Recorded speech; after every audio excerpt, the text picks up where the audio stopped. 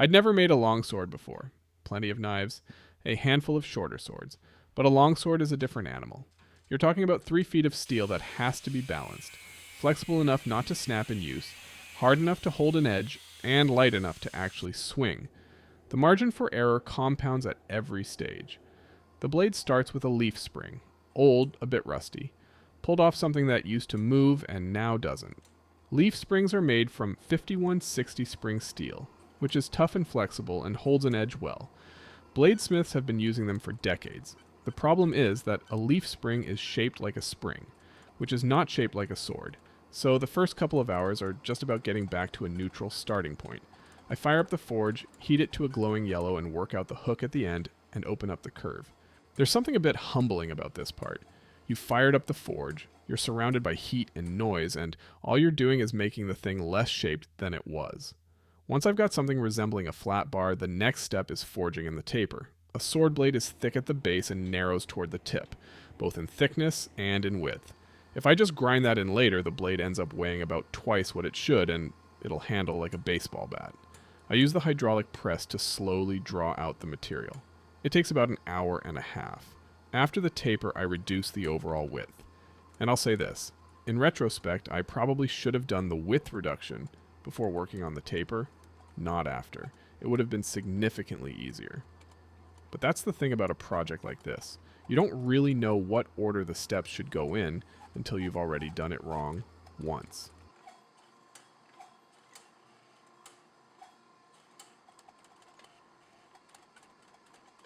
With the width roughly dialed in, I take the steel over to the anvil and use my hand hammer to forge in the tip, working both sides evenly and making sure the point stays centered. This is always the step where I slow down more than I probably need to. There's something about the tip of a sword that feels like a commitment. Once it's there, the thing is definitely becoming a sword. Then it's the forte, the wider, thicker section just above where the guard will sit, and then the tang.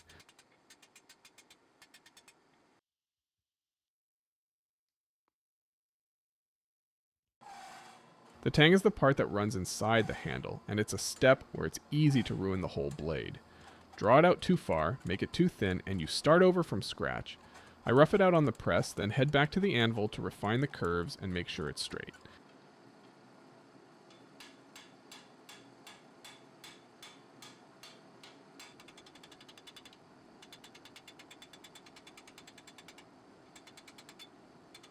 I'm going to rough forge in the bevels now, using the hydraulic press and some specialized beveling dies.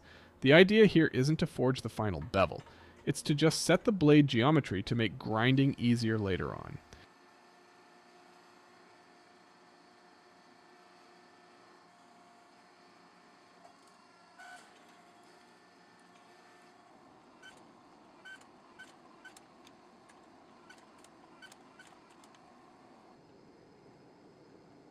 After the bevels are roughed in on the press, I do 3 normalizing cycles. This just means heating the blade and letting it cool in still air 3 times over. It relieves the internal stress that builds up during forging. Skip this in your gambling with the heat treat.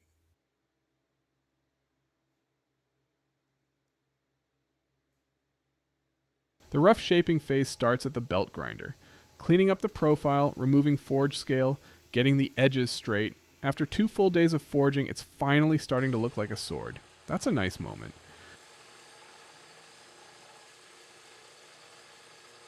I clamp a file guide to the tang to establish the shoulder line, where the blade meets the guard. This needs to be clean and symmetrical, otherwise the guard won't sit flush, and that gap will bother me every single time I look at it. I use a rotary tool to work the shoulders and then go back to the grinder to dial in the tang profile.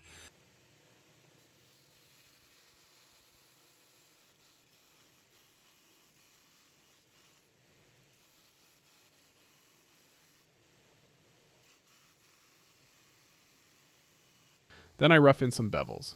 I try a few different contact wheels before settling on a larger one that gives me the control and grind I'm after. At this point in a build, I always feel this weird combination of momentum and dread. The thing is looking like itself, but it's also the most vulnerable version of itself it will ever be. One mistake at the grinder from here on out, and there's no going back.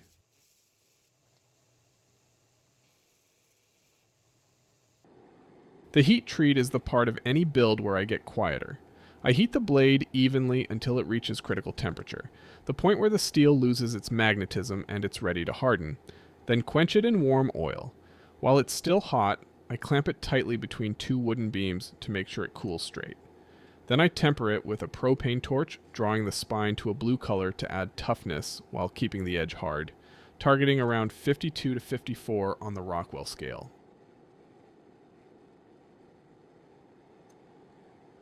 It comes out straight, no cracks, definitely a good thing, and the way the blade springs back after being bent means the heat treat worked. The final bevel grind is long. I start with coarse belts to refine the geometry and work my way up to around 320 grit, then switch to the flat platen to even everything out. If the bevels aren't symmetrical, the blade just looks wrong. You can't unsee it once you've noticed it. It takes a long time and a lot of focus, but eventually the steel starts catching light the right way.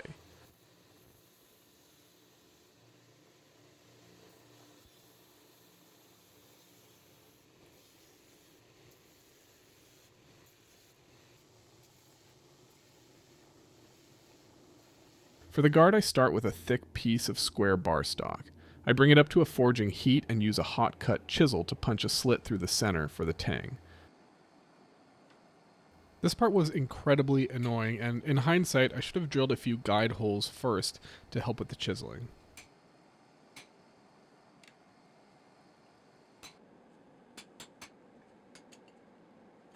Punching compresses the top slightly, so I press it back into shape, then use the press to push the wings of the guard outward.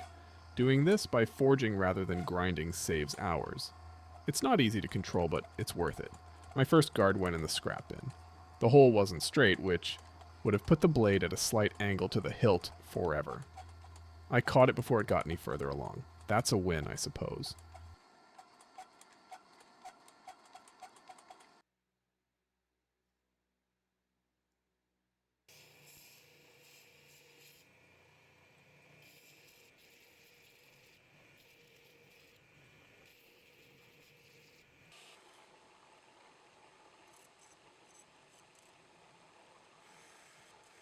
The second guard comes out right.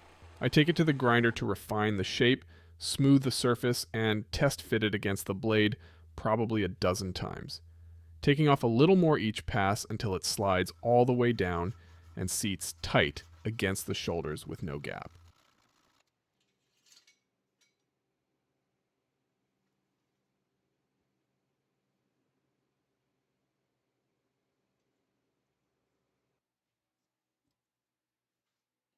The handle is hickory, wrapped in leather.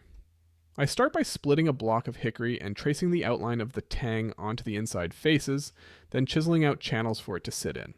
My first two attempts at this are not worth discussing. In fact, they were a bit of a disaster.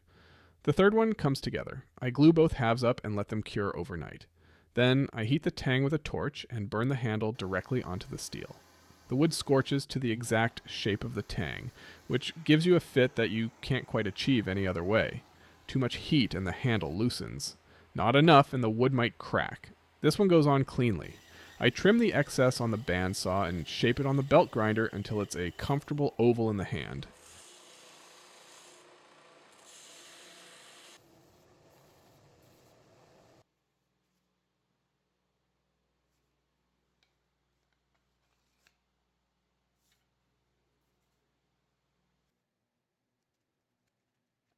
The leather wrap is new territory, like really new. I've done leather work maybe twice before, and not seriously, and definitely not on a sword grip. I cut a piece of vegetable tanned leather, wet the surface, and use a swivel knife and stamping tools to work a vine pattern into the material. I go too deep on the first piece and tear through it. Pretty much par for the course on this project. So I start over. The second attempt is more careful.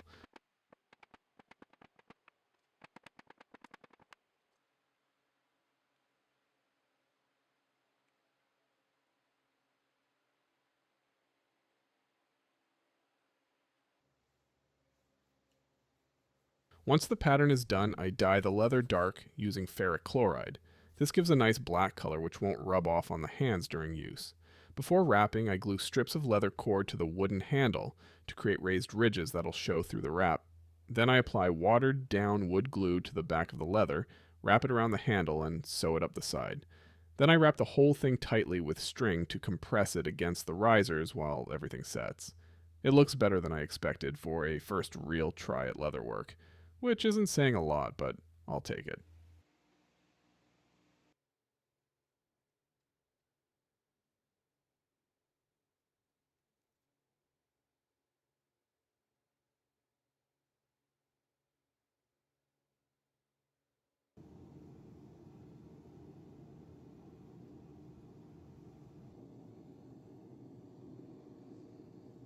The pommel starts as a chunk of round bar stock. I heat it and hammer it into a faceted, angular shape that'll match the guard.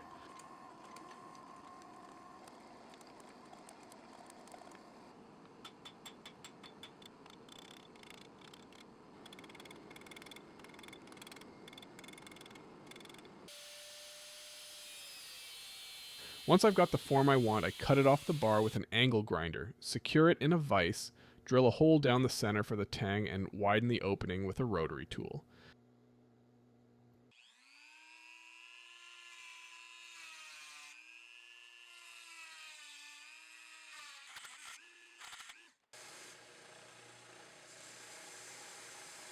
Then I refine the facets and flatten the faces on the belt grinder.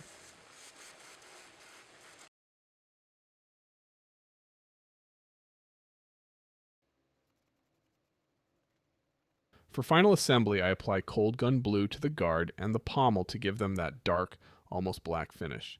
Then I slide everything onto the tang, heat the protruding end with a torch, and peen it over with a ball peen hammer. This rivets the entire hilt assembly together permanently. If it goes wrong, the sword rattles forever. Seems like I've done something properly, and the hilt is holding tight. One last pass on the grinder to put a real edge on the blade. My first ever longsword. 2 full days of forging before I even got to the grinder.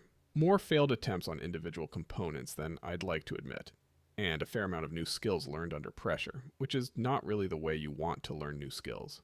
In my excitement, I didn't end up taking any beauty shots of the sword for you to see, but believe me, I stood there and admired it, just hanging on my wall for quite a long time.